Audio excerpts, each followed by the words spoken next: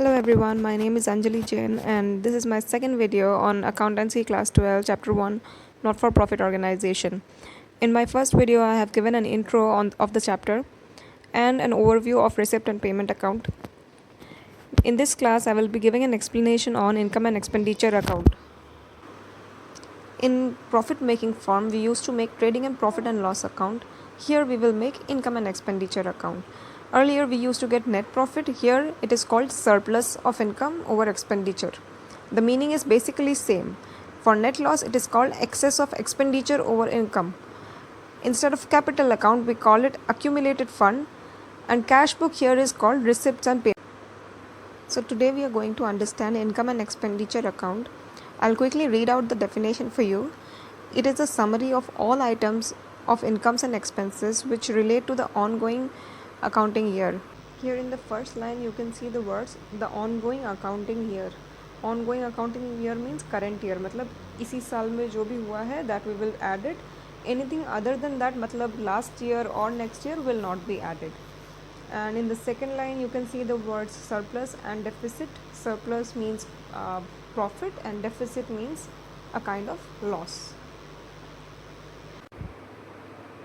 This is the basic format of income and expenditure account.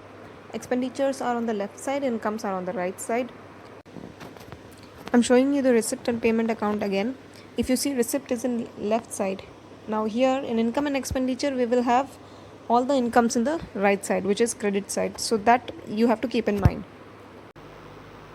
If we look at the pro forma of income and expenditure account, we see the expenditure is in the debit side, income is in the credit side. We make receipt and payment account first, and from that we put the items in income and expenditure account along with some adjustments. Here if you see the income side, we have subscriptions here which we put in the receipt side of receipt and payment account. Now the basic thing of income and expenditure account is where to put the outstanding items.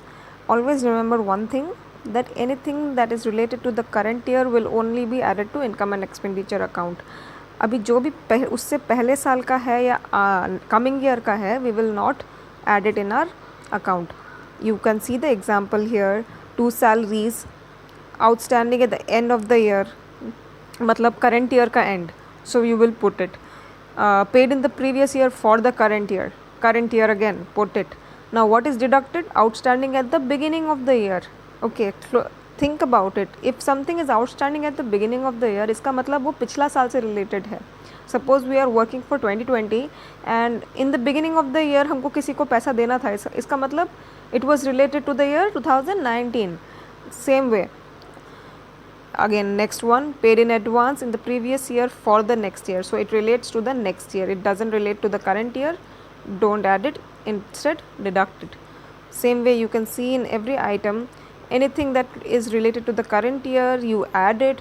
Anything that is related to the previous year or the next year, you deduct it. And all the other items, you put the incomes as it is: donation, maintenance grant, all the profits in the income side, and in the expenditure side all the item that you have spent money on, for example rent, insurance, repairs, audit fees, etc. So this is how you will be getting your final result as to surplus, being excess of income over expenditure, or else in another option you will get by deficit if you have more expenditure over your income. That's it for income and expenditure account. Thank you.